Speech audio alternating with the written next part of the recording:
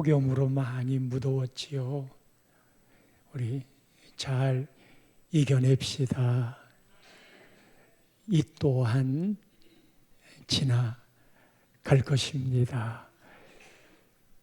내일 모레 화요일 날이 벌써 입추가 되네요. 가을의 문턱입니다. 사랑하는 성도 여러분, 우리 모두는 그리스도인입니다. 당신이 그리스도인이면 당신에게서 향내가 날 것인데, 그리스도의 향내, 어떤 향내가 나실까요?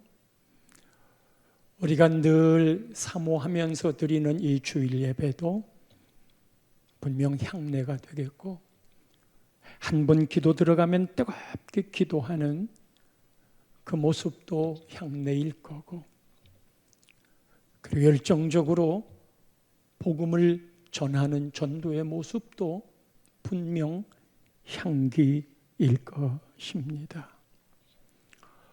오늘 봉독해드린 유명한 고린도전서 13장 사랑장은 성령의 은사를 나타내는 그리스도인의 향기를 처음부터 기록하고 있습니다.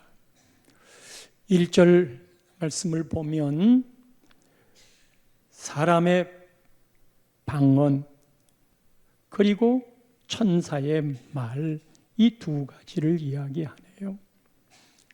내가 사람의 방언을 이야기한다면, 방언은 성령의 대표적인 표징이잖아요. 방언은 하나님과 깊은 영적 교제를 나누게도 하잖아요. 방언은 또 다른 영적 세계를 맛보게 하는 그런 은사이기도 합니다. 방언으로 기도하는 사람 부러워하기도 합니다. 그게 전부는 아니라 해도 내가 천사의 말을 하는 바, 천상의 용어가 어떤 것일까요? 사람을 감동시키는 그런 멋진 달변. 모든 지도자들은 말을 잘했습니다. 그래가지고 조리 있고 설득력 있게 그를 따라오게 합니다. 울고 웃기는 이야기를 하는 강사는 최고의 인기가 있습니다.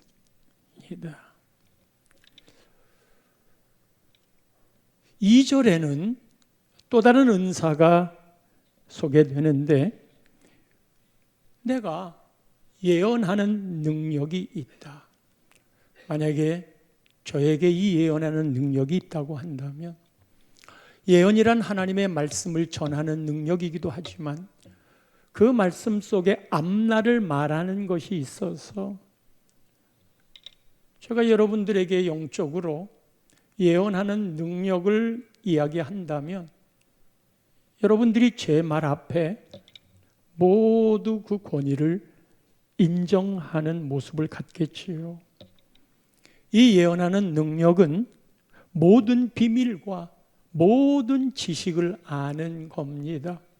모든 이라는 말을 썼으니 모르는 비밀이 없고 모르는 지식이 없을 만큼, 5분 후의 일을 안다면 전 세계를 지배할 수 있다는 말이 있습니다.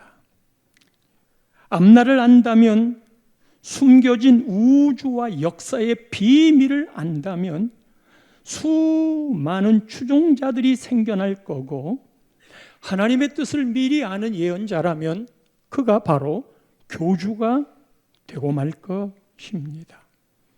그런데다가 산을 옮길 만한 모든 믿음이 있답니다. 여러분, 우리의 신앙생활의 간구 속에 하나님 믿음을 주세요. 그렇듯 예수님도 믿음이 적은 자야, 또는 내 믿음이 너를 낫게 하였다라는 말로 미루어 믿음의 가치가 얼마나 소중합니까? 그래서 우리에게 믿음을 주소서.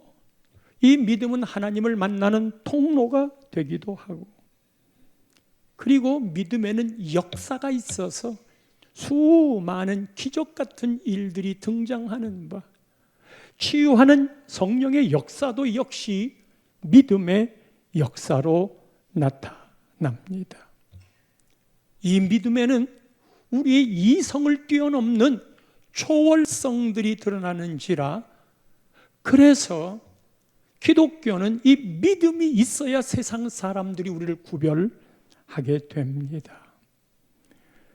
하여 믿음 있는 사람이 부럽기도 하고, 나에게도 그리 되게 하소서라는 간구도 있겠지요. 3절 말씀에 등장하는 성령의 은사를 볼까요?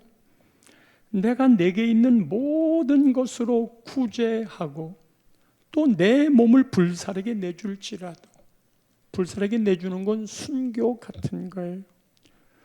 내게 있는 모든 것으로 구제하는 거, 누구나 다 그를 좋아합니다. 내 것을 나누는 것, 성숙한 신앙의 모습입니다. 그런 사람을 좋아하고 따르고 존경합니다. 모두가 다 움켜쥐는 주먹이지만, 그러나 내 펼치는 보재기가 됐을 때 사람들은 환영을 합니다. 그러나 자기 재산을 내놓는 일이라 쉽지 않습니다. 내 몸을 불사르게 내어 줄지라도, 이건 죽는 일이잖아요. 자기 뜻이 관철되지 않을 때 진짜 자기 뜻을 말하는 게 목숨을 내놓는 일입니다. 가장 강하게 자신의 뜻을 관철하는 일인 바, 신앙적인 관점에서는 맞지 않는 일이지만 자신의 뜻을 강하게 표시하는 방법으로 죽음을 택합니다.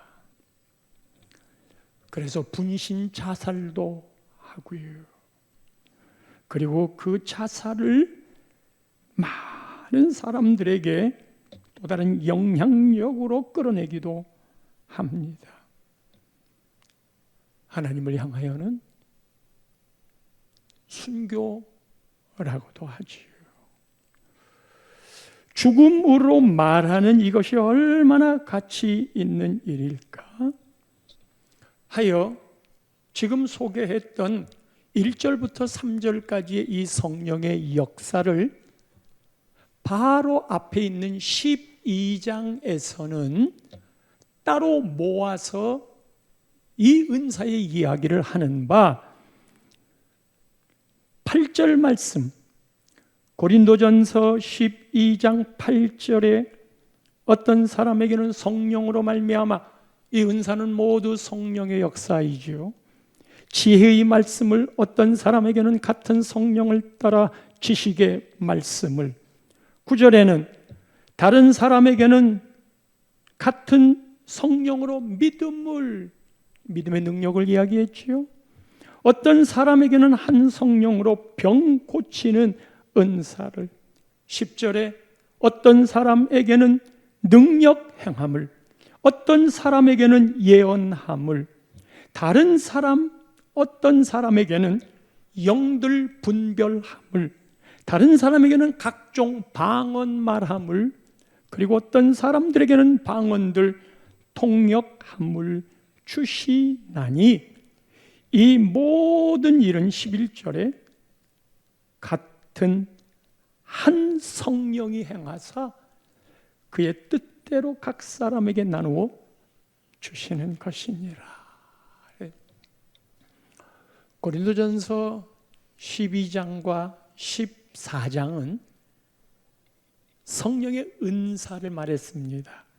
특별히 14장에는 방언과 예언에 대한 말씀을 했습니다.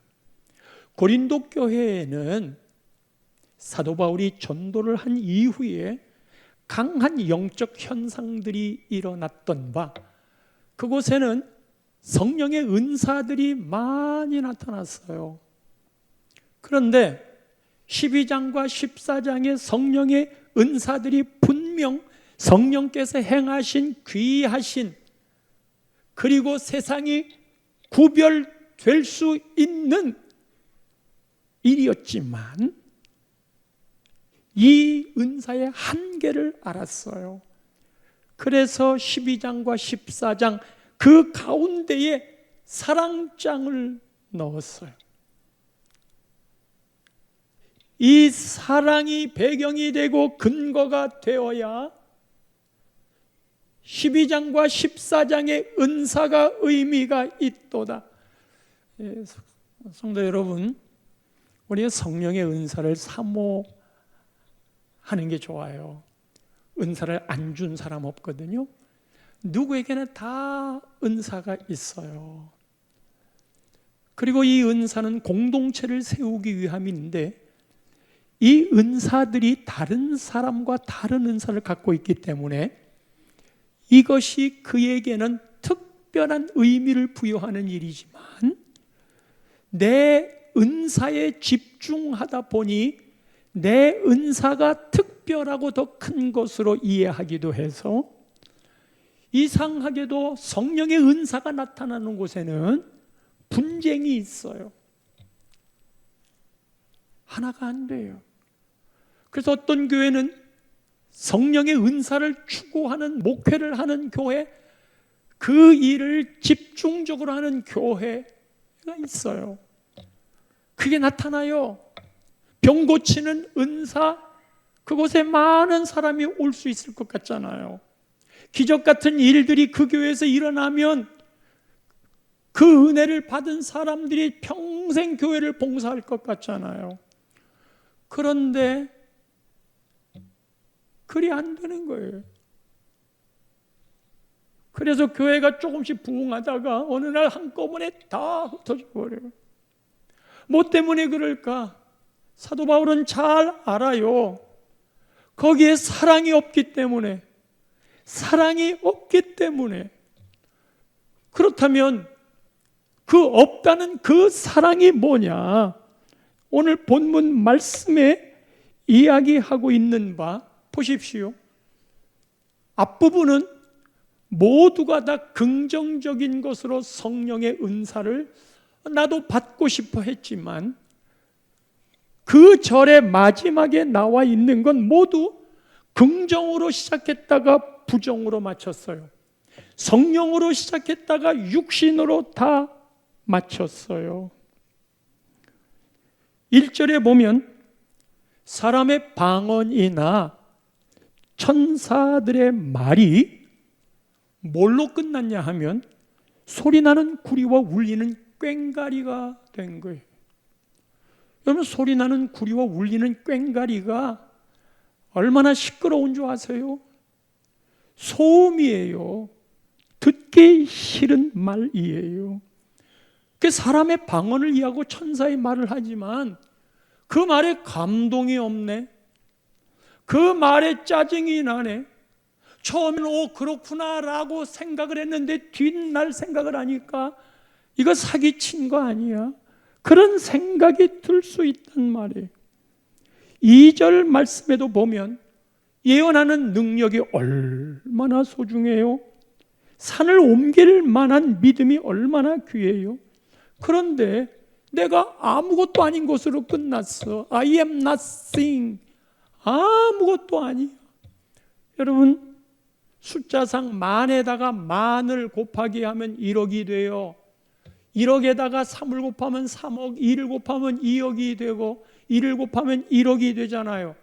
그런데 1억에다가 곱하기 0을 하면 앞에 숫자가 아무리 많더라도 상관없습니다. 모두 0이에요. 별의별 어마어마 위대한 일들을 다 행했다 하더라도 거기에 곱하기 0이 되면 I am nothing, 아무것도 아니에요.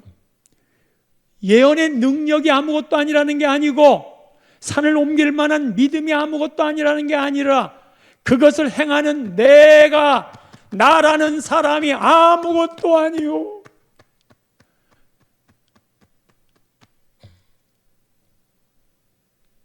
(3절에는) 모든 것으로 구제했어.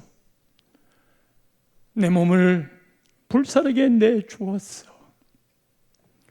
자기 재산을 다 팔았어요. 그리고 자기 목숨까지도 내놨는데 내게 아무 유익이 없어. 이것만큼 억울한 삶이 어디 있어요?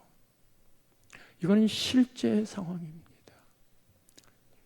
재산 다 팔아서 드렸는데 아무 나의 유익이 없어.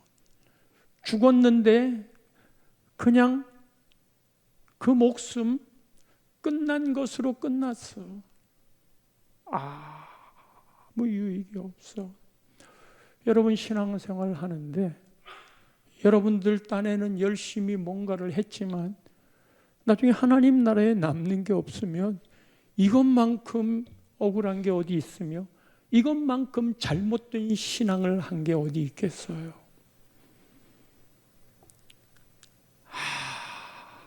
아무 유익이 없어. 설교를 듣다가도 여러분들이 돌아갈 때 은혜 받았어요 하고 기분 좋을 때가 있지만 속이 상할 때가 있어요. 설교를 듣고 틀린 말은 아닌데 속이 상해. 왜 그런 줄 아세요? 이 속상한 건 뭔가 내가 생각하고 있는 기준을 넘어서서 하나님의 말씀이 나를 향하여 요구하고 있는 게 싫은 거예요. 여러분 복 받습니다. 그럼 얼마나 좋아. 은혜 됐다고 생각해. 잘 될 겁니다. 틀림없는 하나님의 사랑이고 은혜이지만 그런 말은 좋은데 손해봐라, 양보하라, 십자가 지거라, 그런 말은 아이씨 뭐야, 왜 그런 요구를 하는 거야 하는 생각을 가질 수 있어요.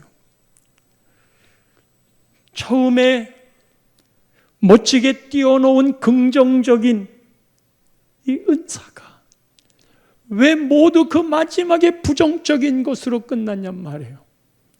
우리는 이쪽을 바라보고 신앙생활을 하고 있는데 왜 하나님은 그 끝을 이렇게 만드느냐 말이에요. 거기에 중요한 한 가지 이유 때문인데 1절, 2절, 3절 공이 똑같이 그 이유는 사랑이 없으면 모두가 다 꽝이다. 최고의 가치로 이야기하는 게 사랑이에요. 그리고 이것이 그리스도인의 향기란 말이에요. 우리는 모두 옳다고 하는 것에 내 삶의 방점이 지켜져 있어요. 그래서 그 정의를 행하는 사람을 내가 진리이지라고 생각을 해요. 그런데 그 안에 사랑이 없다면, 그들을 향한 배려가 없다면 기독교는 모두 진리를 추구하는 당신만의 종교로 끝날 거예요. 우리에게는 기준이 있지요. 그런데 그 기준을 붙잡는 근거는 사랑이다. 우리에게 흘러나오는 가장 진한 향기와 향내는 그래서 사랑이 없으면 우리 여러분들이 은사가 있고 열심히 주를 섬기고 열심히 봉사하고 재산 들여 헌금하고 몸 바쳐 순교하는 열정이 있다 하더라도 You wanna sing. 아무것도 아니에요. 사랑이 어렵네요. 왜 그런 결론으로 사랑을 말하는 것일까요? 사랑이라는 정체가 뭔데 그렇게 이야기하는 것일까요? 우리가 배운 신앙이란 열심히 주님 위에 섬기면 되는 거야. 예, 그럴 수 있어요. 그런데 그 근거가 주님을 사랑하는 그 사랑이 아닌 채로 봉사하면 그게 역시 아무것도 아닌 거란 말이에요. 여러분들이 나는 이 정도 신앙이면 돼라고 하는 게 어떤 게 있어요. 그래, 나는 주일 예배는 지키거든. 그리고 나는 11조도 하거든. 나 정도 신앙이면 괜찮아. 그런데 여러분, 만약 거기에 사랑이 없으면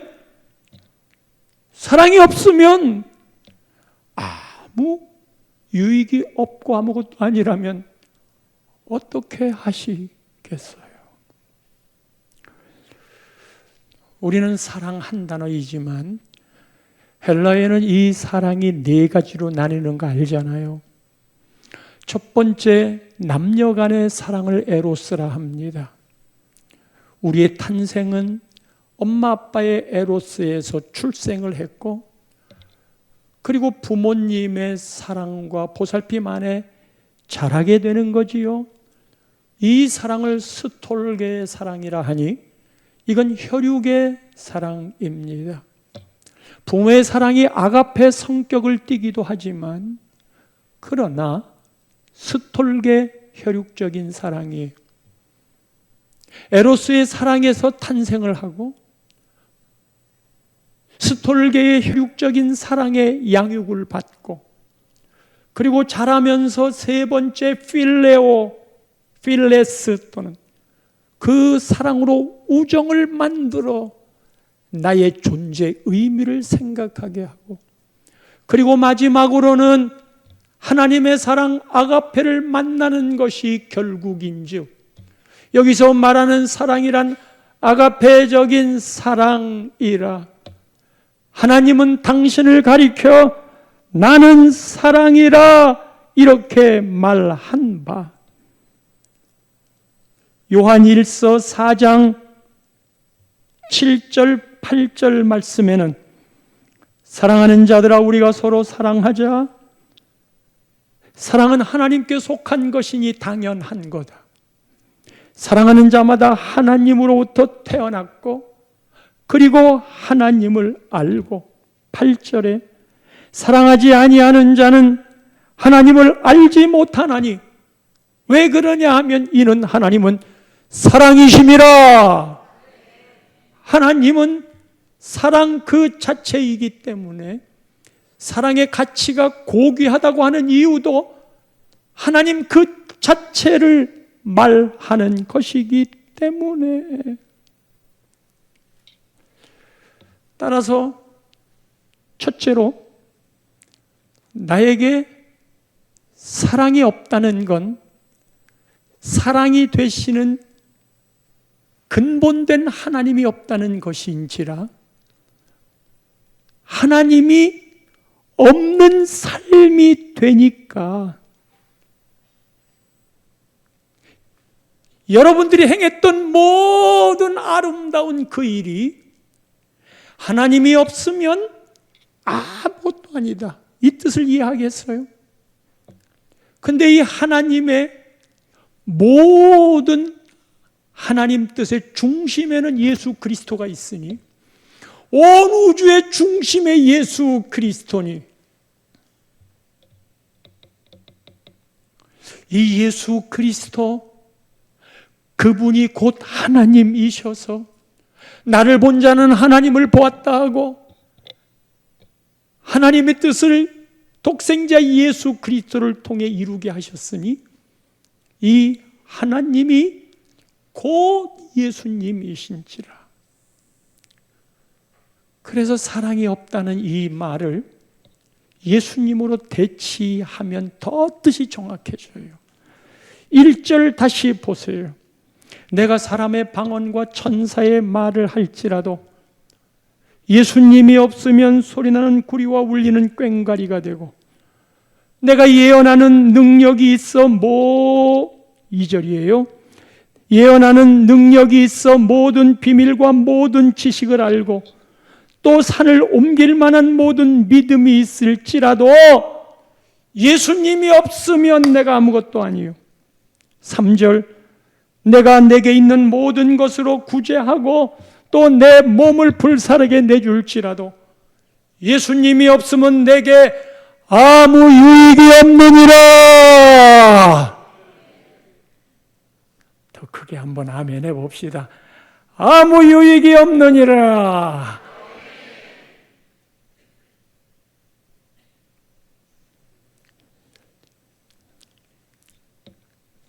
예. 예수님 없이 행하는 방언과 천사의 말은 그게 너무 아름답고 멋있게 들려도 기도는 깊은 것 같은데 모두 소음이 되고, 예언하는 능력이 있어서 말씀을 잘 푸는 것 같이 대단한데, 믿음의 역사도 강한데 도무지 그리스도인의 맛이 안 나는 사람 있잖아요. 저 사람 기도도 열심히 하고 뭔가 그냥 능력도 나타나는데 다가가고 싶질 않아. 다가가고 싶질 않아. 왜 그런 줄 아세요? 사랑이 없다고 그렇게 생각하겠지만 근본적으로 예수가 없어요. 예수님이 그 안에 없어요. 예수님의 뜻을 따라 살아가는 게 아니란 말이에요. 다 자기 뜻으로. 재산을 다 드렸습니다. 가난한 자를 구제했습니다. 여러분, 이건 세상에서는 박수 받을 일이잖아요. 얼마나 귀해요. 이거 진짜 힘든 일이거든요. 그래서 어느 연예인이 매덕을 했다. 가서 다 우리는 존경을 해요. 하나님도 그렇게 인정해 주면 우리의 신앙에 갈등이 없는데 하나님은 그걸 인정을 안 한단 말이에요. 그러니까 여러분들이 이 대목이 이상하게 생각되면 아직 여러분들은 신앙에 깊은 타치가 없어요. 다 세상에 들은 것들이 기준이 되고 예수 그리스도 그분 뜻이 기준이 되어 살아가지 않는 거예요. 그거랑 뭐가 달라요? 그렇게 말하잖아.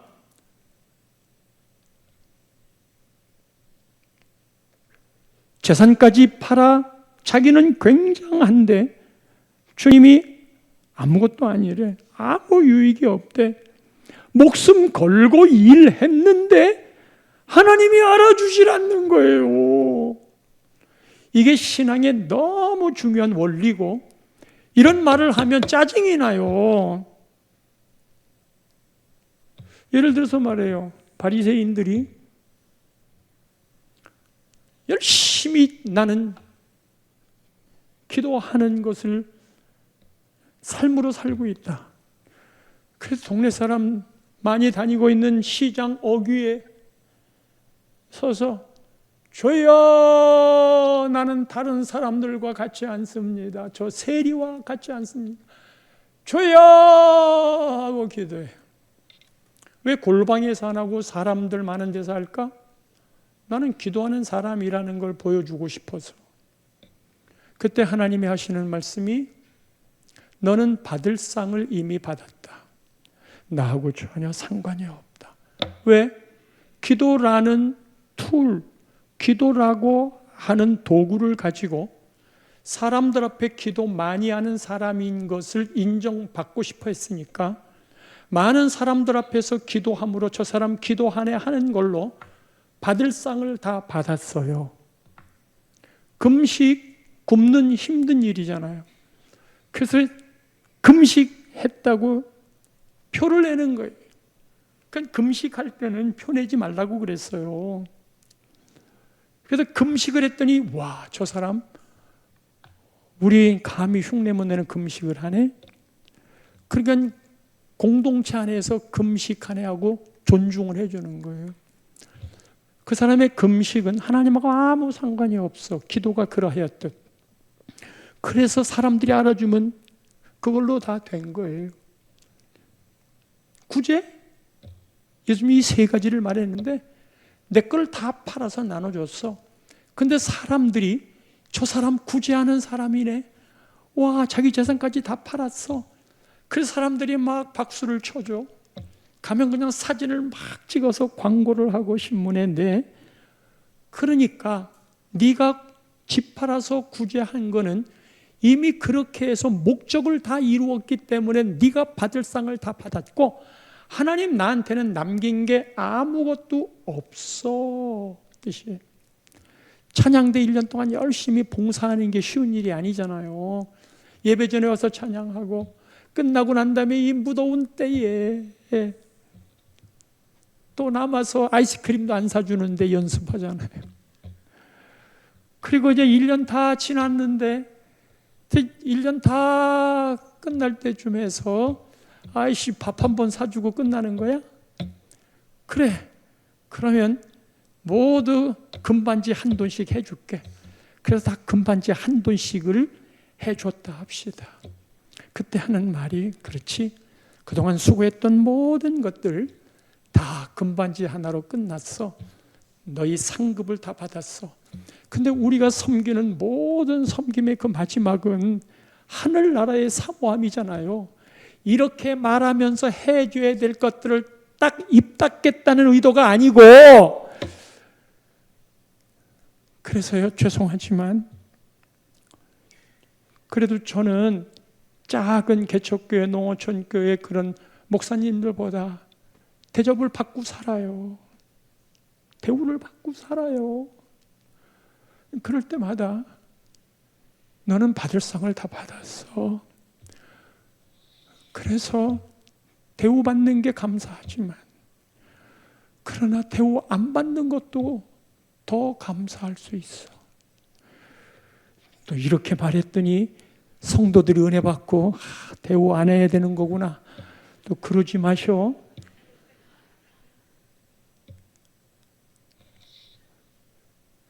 그건 하늘나라를 바라보는 사람에게 할 수 있는 생각이에요. 성도 여러분, 우리가 하고 있는 모든 행위들이 우리는 다 연약한 존재들이니까 사람들이 인정을 해주고 힘을 주면 더 큰 힘을 얻지요.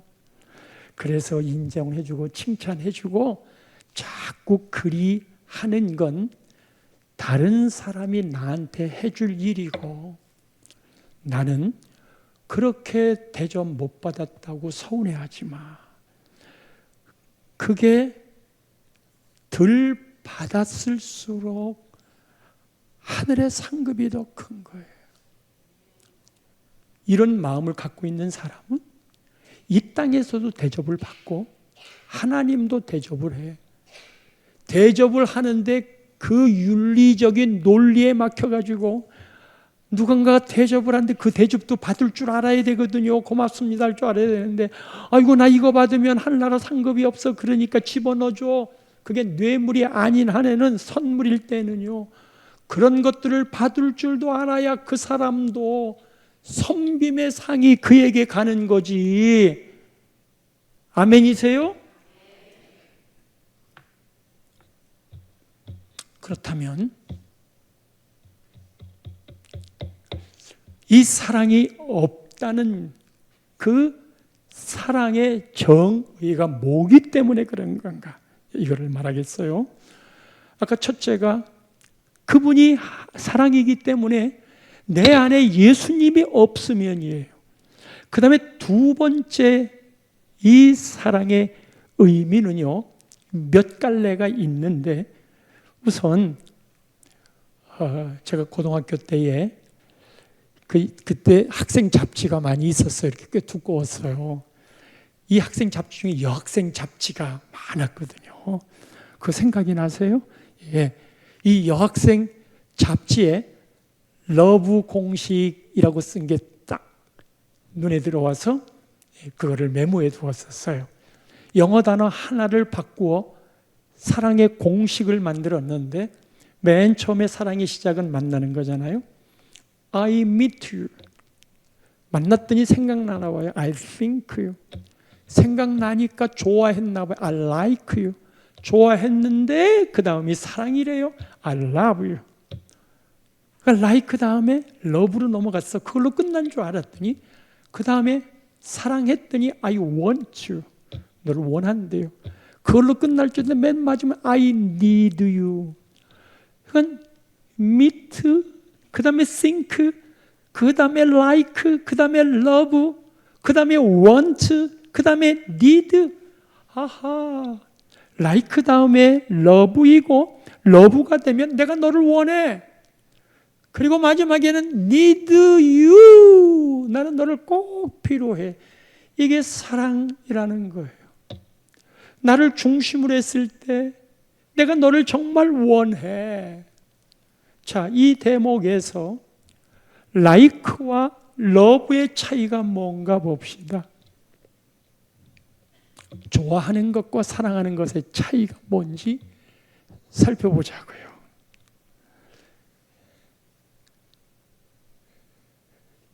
이렇게 질문하면 훨씬 더 빨라요. 고양이가 쥐를 좋아할까 사랑할까? 응? 네. 고양이는 쥐를 사랑하지 않습니다. 고양이는 쥐를 좋아합니다. 갖고 놀 수 있고 나중에는 잡아먹을 수도 있으니까. 자기에게 이익이 되는 걸 좋아한다고 그러는 거예요.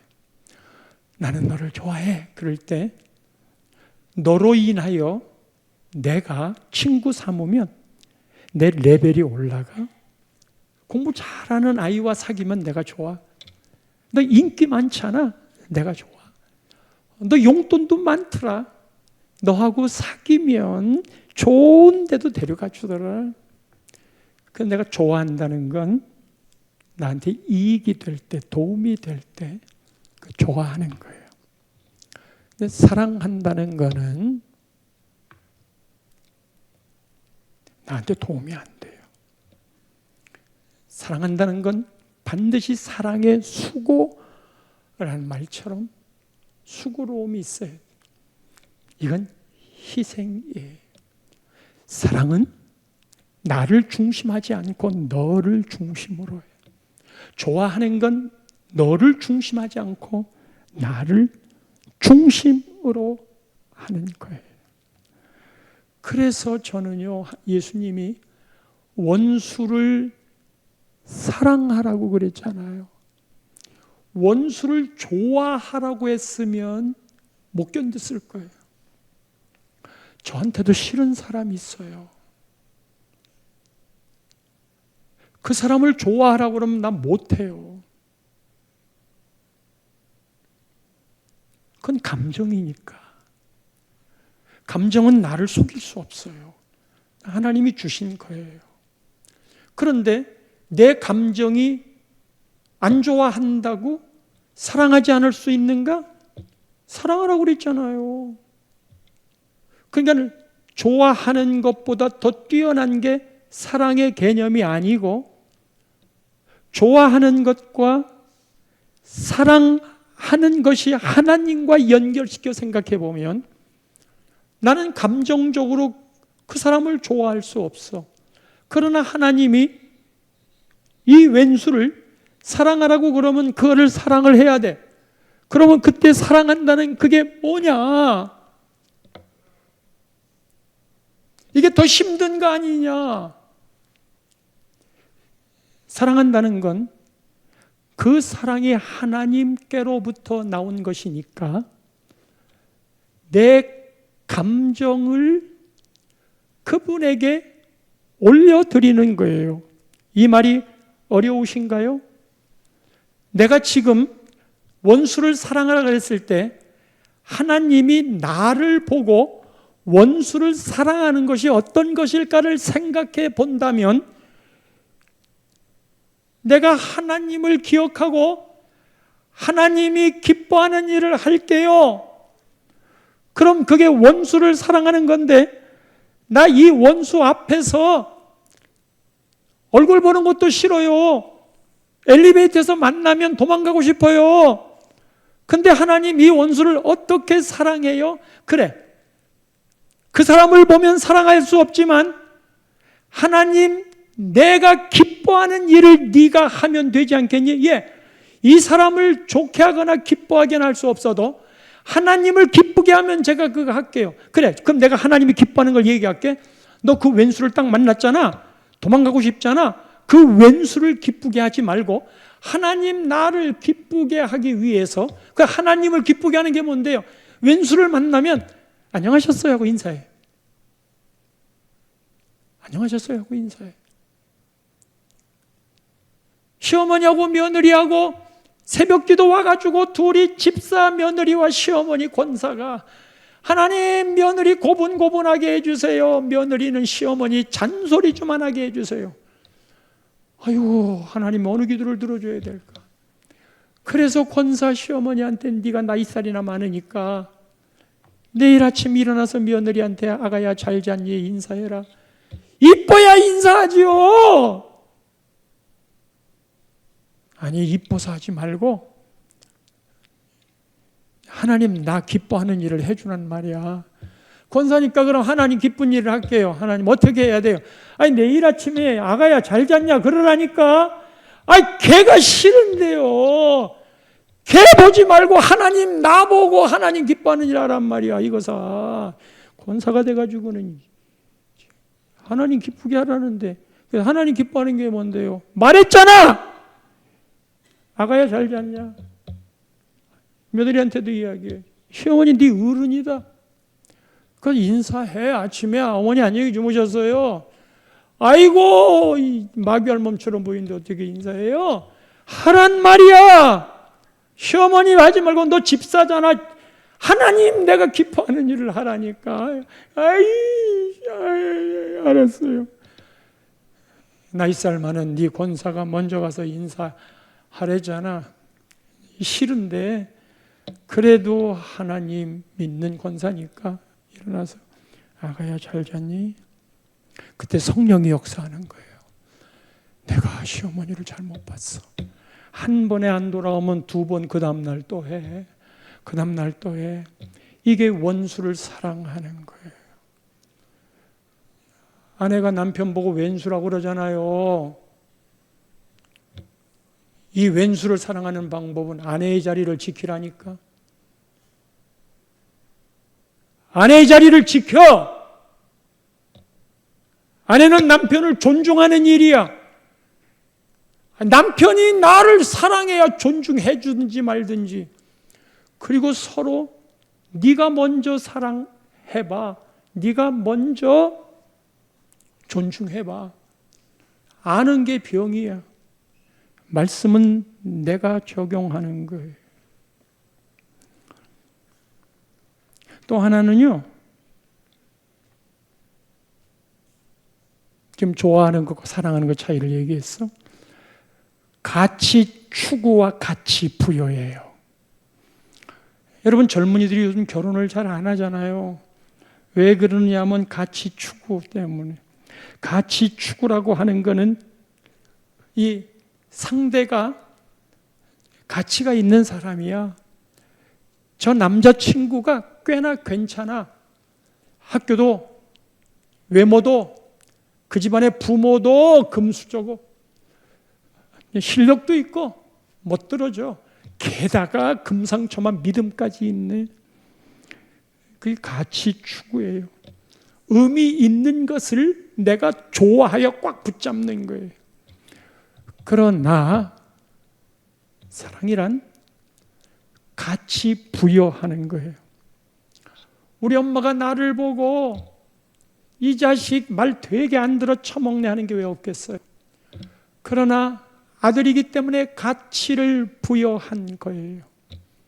우리 집사람이 저하고 결혼할 때 저는 가진 것 없는 데다가 신학까지 한다고 그랬어요. 우리는 믿음이 있기 때문에 우리 단칸방이라도 시작하죠. 옛날에는 그랬어요. 그 꿈을 잃지 않았어요. 왜냐하면 가치 부여를 할 수 있었기 때문에 이미 만들어진 그 가치를 추구하는 게 아니고 가치를 부여해서 우리의 미래를 꿈꿀 수 있었기 때문에 월세방이어도 우리 시작을 해보자. 우리 지방에 살았지만 뜻이 되면 서울에서도 펼쳐보자.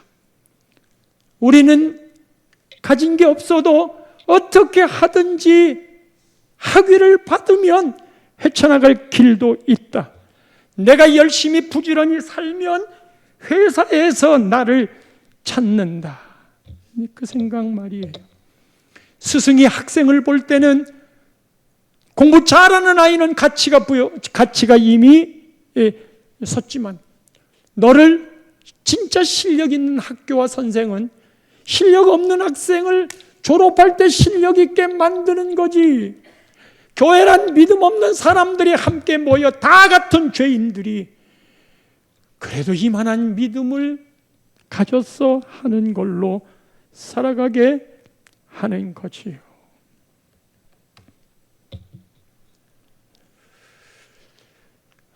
그게 사랑이에요. 그 영혼의 가치를 소중하게 인정하는 거예요. 저는 우리 나눔의 교회 교인들을 그렇게 생각합니다. 크고 좋은 교회들이 얼마나 많이 있어요. 부담 없이 신앙생활하는 데가 어디요? 좀 많아요. 근데 저는 막 좋아되잖아요. 제자 훈련 받아라. 권사님들 새벽 기도하고 기도 탑을 쌓아라. 듣기 싫은 소리예요. 전도해라. 장로님들은 끝없이 섬겨라. 듣기 싫은 이야기잖아요. 그런데 세월이 흐르다 보니까 그 가치 부여가 그렇게 돼갔어요. 결국은 선악과 문제예요. 선악과는 자신을 높이는 거였잖아요. 이 세상은 딱 두 종류 부류밖에 없다고 그랬어요. 하나는 자기를 높이는 사람, 하나는 예수님을 높이는 사람. 그래서 앞에 있던 모든 은사들이 저 사람은 저렇게 재산도 다 팔았고 목숨까지 바쳤어. 그거 하나를 위해 자기 영광을 나타내기 위해 그게 선악과로. 그러나 사랑이라는 건 그런 거 없더라도 내가 한 영혼을 생각하고 그 영혼을 세우는, 내가 섬기는 이 봉사도 알아주지 않더라도 하나님이 알아주면 되겠기에, 그래서 하나님을 높이는 사람, 그 가치 부여. 교회란 나를 위한 게 아니고 공동체를 위한 거고, 공동체가 잘 된다면 나는 죽어도 괜찮고, 그런데 끝없이 공동체를 죽여서 나를 높이려고 하는 거예요. 신앙은 아주 델리케이트, 섬세합니다.